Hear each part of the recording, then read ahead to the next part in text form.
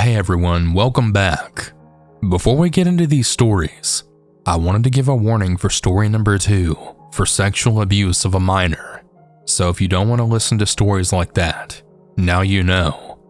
I'll have the story labeled in a pinned comment in case you want to skip it. Also, I'm going to be doing a lot of moving type stuff throughout this week, so videos might be kind of all over the place.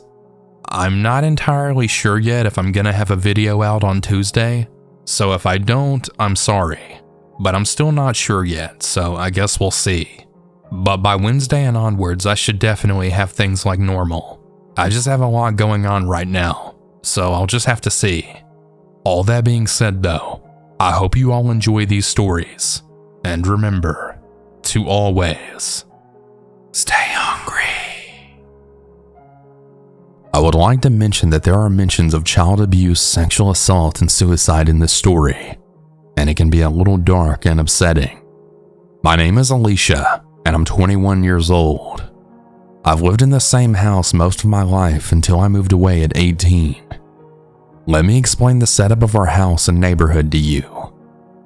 I live in a cul-de-sac, which is essentially a U in the neighborhood, and there's also houses surrounding with an outlet. Behind us, we have neighboring houses, one specifically that was my childhood best friend. For privacy, I'm going to be changing everyone's names. My friend, who I'll call Bella, was the youngest of 2 siblings, who aren't really relevant to the story. Bella was a troubled kid, and often got in a lot of trouble as we got older. She got into drinking and hanging out with older guys, but that's besides the point. When I was younger, around elementary school age, I remember her dad, whom I'll call Dirtbag, was always a little off. He was short, thin, and bald. He wore old Looney Tunes sweatshirts, and from what I can remember, he didn't work. I didn't know it at the time, but Dirtbag emotionally and physically abused his wife. I learned more about this as I was an adult through my own father, who Dirtbag tried to connect with. Dirtbag was always around. I remember one time that he took us swimming, and he was just sitting on the edge watching us, until he then came over and jokingly threw us in the water. Dirtbag always made me feel really uncomfortable. I'd often spend the night at Bella's house, and in her room she had a bunk bed. I would often sleep on the bottom. I remember distinctly feeling someone between my legs. It was Dirtbag. This had actually happened for years, until Dirtbag and his wife had their last child, and I guess that was enough for his wife, and then she divorced him. Around this time, I was 10 years old, and it had been going on for most of my childhood. Dirtbag had introduced me to one of his church friends, and they both were sexually assaulting me. I remember one time I was around looking for Bella, and Dirtbag said she wasn't home yet, as he creepily watched me play Barbies. Once we got older, Bella and I were drinking and talking about Dirtbag, and lo and behold, he had been sexually assaulting not only me, but her sister and brother as well. I don't know if her mom ever knew about it, but Dirtbag's still out there, still free. He even has a whole new family. He tried to contact my dad, which at the time he was breaking a restraining order. Dirtbag burned his ex-wife's personal things in their backyard, like her journals, jewelry, and her clothes. As you can imagine, this really affected me a lot into adulthood, and it even caused suicide attempts. Whenever I think of it moving forward, I'll never feel comfortable with my kids staying the night at anyone else's house. This is a story about the neighbor 2 houses down from me when I was a kid. In the house lived 2 people, a middle-aged man and his very sick mother. I'm not really sure what his mother had, but she was sick for as much of my childhood as I can remember.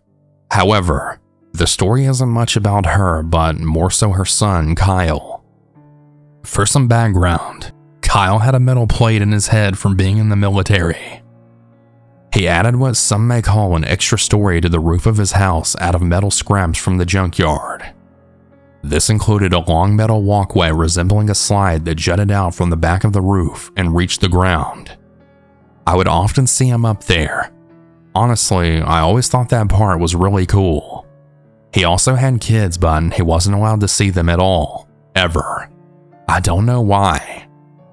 He had 2 double doors facing the street that led to his basement, and every time I passed them, I thought of Silence of the Lambs for some reason. He always wore a black shirt and black pants every single day, and had a really creepy smile. I spent a lot of time outside as a kid. I absolutely loved being outside, and I would play in my yard as often as I could. Kyle started speaking to me when I was around 8 years old. He walked in my yard and he asked me if I wanted to see a magic trick. As a child, I was extremely social and talkative, especially with adults, but something about Kyle scared me right away.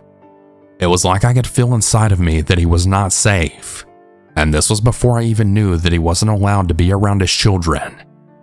Despite this, I said yes, and I let him show me the magic trick. This led to him frequently coming to stand in my yard and show me magic tricks or card tricks. When I got a little older, around early teens, Kyle would stop showing me magic tricks.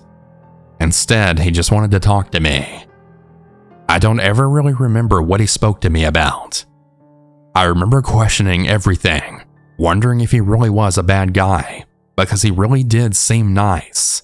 And I mean, he had never done anything bad to me. However, I just couldn't stop being creeped out by him. I got this awful feeling whenever I was around him. Around this time, I'd spend a lot of time sitting on my porch late at night, anywhere from around 11 p.m. to 2 a.m. During this time, Kyle began shining red laser lights at me from his porch almost every night. As far as I know, it was from like a cat toy and not a gun. But for some reason, this would scare the absolute shit out of me whenever it happened. I would usually get up and then just go inside for the rest of the night, but sometimes I'd get so pissed and just sit there out of spite. Around this time, he had stopped coming to speak to me as much. Also around this time, I had a cat named Marchie. Marchie was a solid black cat. I had gotten him when he was a tiny little kitten from a different city hours away after his mom had passed away from being hit by a car. Marchie was an indoor as well as outdoor cat. Quick rant, I would never let my cats outside now. Cats are a detriment to the environment, but also I would never want to risk my babies getting hurt or sick. I never wanted Marchie to go outside, but my parents would always let him. Well, one day Marchie didn't come home for 2 weeks. During this time, I was very distressed. I didn't know what to do and I cried every day. Finally, one day he came home, and I was so happy that he was safe and with me again. I kept him inside for a while after this, because I didn't want to risk losing him again. One day I was walking home from the bus, when Kyle called out to me. "Hey, my cat's in your house," he said to me. I don't think so," I replied. He got a little upset, and he explained that he had a black cat and that he saw him go inside my house. It then dawned on me that Marchie was missing for 2 weeks because Kyle had locked him inside his house. "Yeah, there's no way that's true," I said, "because I got that cat from a city hours away as a tiny little kitten. He can't be your cat." Kyle argued with me a bit more, and I got really pissed. I kept reiterating that there was no possible way Marchie was his cat because of how I had obtained him, and he just kept arguing with me. After a while, I just got sick of it, and I finished my walk home. I couldn't believe Kyle kidnapped Marchie, and that he was also trying to tell me my own cat was not mine. This caused me a lot of distress. I decided that I needed to take action to protect Marchie from Kyle. I ended up doing something pretty stupid. I figured that Kyle must be confusing Marchie with another black cat. To mitigate this issue, my friend and I decided that it was best to bleach a skunk stripe down Marchie's back. When I look back on this, I feel so awful for exposing Marchie to those chemicals, as well as the subsequent bath that followed. But you have to understand, I was like 14 years old, and I had very little guidance or supervision in this world. And I was trying my best to save my cat, and what I saw was a dangerous situation for him. So please, no judgment. I would never ever do something like this now, and I feel absolutely awful about it. I would also like to say that he didn't suffer any chemical burns or health issues as a result of the bleach. Anyways, this seemed to work, at least for a while. After several months, Marchie's bleach patch had completely shedded, and he was back to being a solid black cat. By this point, Kyle had stopped messing with Marchie, thankfully. Also, by this point, Kyle never came to my house anymore. He never spoke to me at all anymore. And that was fine by me, though a part of me did always feel bad for him in a situation.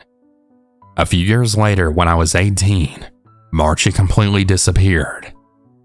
I don't know if it was Kyle related or not. I ended up getting another cat by that time named Marzipan, who also went missing along with Marchie. This leads me to believe that someone took them, rather than something awful happening to them like a car accident. I still miss them so much, and I think about them all the time. I ended up moving away for a while, and I almost completely forgot all about Kyle. When I returned to the neighborhood a few years later, the house sat empty. I had heard that his mother had either passed or went to a care facility, and no one knew what happened to him. I still always wonder if he's out there and what he's doing. Their house ended up burning down within a year or so of me returning to the neighborhood. Apparently, squatters were living inside it and had lit the place on fire. I remember being able to see the inside of it, as it had been almost cut in half by the fire, and just seeing stacks and stacks of flower pots everywhere. It was completely packed with stuff.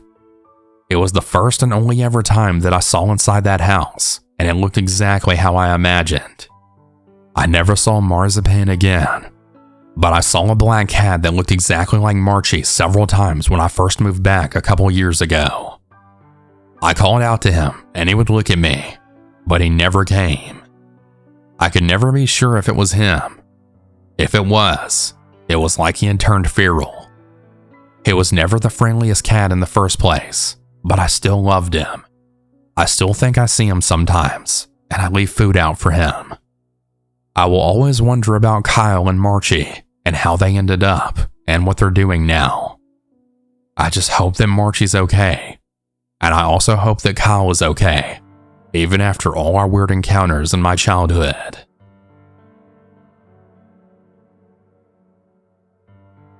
A little background. I'm a 32-year-old female, and this happened when I was around 13 years old.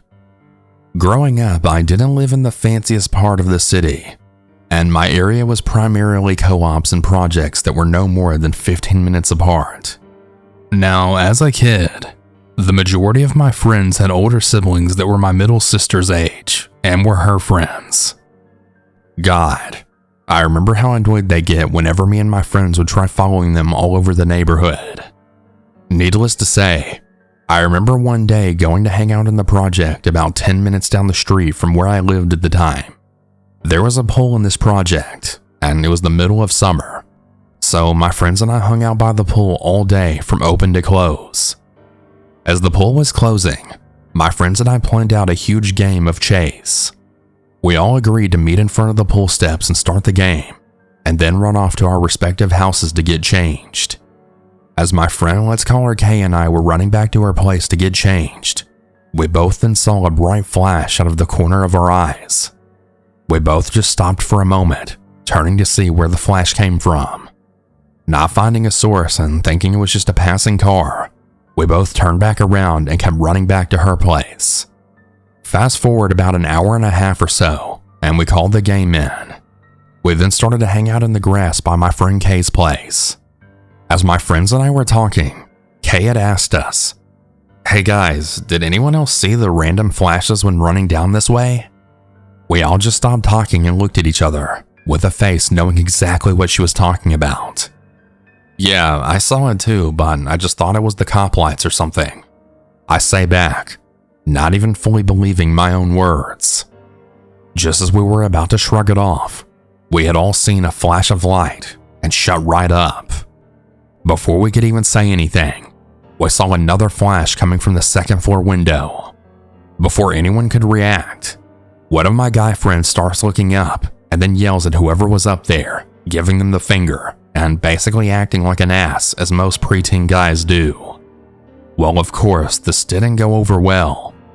And the next thing we know, the camera person comes out, and it's the local weird man. A little background of this guy. He would always walk around the project offering popsicles and lollipops, as well as other candy to the kids. Cliché, I know. And that would be without their parents there. Before we can say anything, creepy cameraman takes a burst of pictures of my friends and I. I remember pointing and yelling the obvious. "Hey, he's taking pictures of us!" And we all start yelling at him, mouthing off to him to stop taking pictures of us. This seemed to just egg him on, and he starts taking even more pictures of us. Thank God that I remembered that my sister was hanging out with a few of her friends right across the project. I then turned to Kay and whispered to her, "Stay here and keep him distracted. I'm gonna go get my sister and her friends." Now, it usually takes my tiny self roughly about 5 minutes to get across the project, but on this night, I swear it took all of 30 seconds to get from one end of the project to the other. I ran up to my sister with teary eyes, completely out of breath and shaking like a leaf, not able to get a single word out no matter how hard I tried. "Dude, what's up? Take a few breaths and calm down. What's going on?" my sister says to me in her calm big sister voice. In between wheezes, I blurt out in a very panicked, whiny voice, "There's an older guy over there taking pictures of us." I will never forget the look on my sister's face when she asked me, "Are you fucking serious?" It was so serious and fierce. To this day, I've never seen that same facial expression on her face. And she has a 6-year-old daughter, so that's saying something. As I then screamed, "Yes, he did," my sister grabbed me by the arm and then told me, "Show us." She pretty much dragged my 4-foot little nothing 80-pound soaking wet body back to where my friends were at. As we all got around the corner, all I remember seeing was a burst of bright flashes. My sister's friends running towards the source of the flash, and my sister cupping my face in her hands, screaming at me to get my friends and just run home. "Don't look back, just run." That's what she told me, and that's exactly what I did. I grabbed my friend Kay and her little sister, and I yelled at my friends to run home. I don't think I've ever run home that fast in my entire life. Plot twist. After remembering this, I thought over and over what happened after my sister and her friends went after the old creepy camera guy. For the life of me, I couldn't remember what the outcome was. So I finally called my sister, asking her what the hell happened. Without any hesitation, my sister said, "Oh yeah, I remember that old guy. He had been taking pictures of us long before then." Well, this was news to me. He started taking pictures of me, and I remember so-and-so throwing eggs and shit at his place all the time, and our cousin refused to go swimming there because of him. Okay, my mind's a little blown at this point, so I ask, "Okay, well, what happened after that night when you told me to run?" I asked her, now wanting to know even more. Me and my friends ran after him. He ran towards the forest, so that's where we thought he ran to, but he ended up getting away from us, and he ran around the project back to his place. But after T&T's mom found out that he was taking pictures of you and your friends, and when she called about him taking pictures of me and my friends, he claimed it was because he was trying to catch us hopping the pole fence after hours. But once they called about you guys, his place got raided and they found like 10 or something rolls of film of all of us swimming and tanning and playing around the neighborhood. Okay, now my mind has been fully blown and I'm absolutely floored by this because I had zero clue about any of this. Are you serious? How come I don't remember any of this? Did Mom know? I asked, having so many more questions than answers. No, Mom didn't know, and T&T's mom told the cops that we weren't going to go forward with identifying us, because as it turns out, he was a part of some huge child porn ring, and she didn't want us to have to go through the court shit. As far as I remember, he ended up getting evicted, and 2 years later, the pool was filled in with concrete. She told me, still trying to process all this new information. Holy crap. I had no clue about any of this. I guess I thank TNT's mom for saving me and my friends from the nightmare that could have come from all of this. I know this may not seem that scary to some, but to me, it's absolutely terrifying to think that I could have been a victim of child porn. I guess the moral of the story is you just don't always know who your neighbors are. Be safe, everyone, and stay away from creepy old men who you don't know what their intentions are. Hey everyone, I hope you all enjoyed these stories. If you ever want to submit your own, you can do so at southerncannibal.com. Have a good night, everyone. And remember to always stay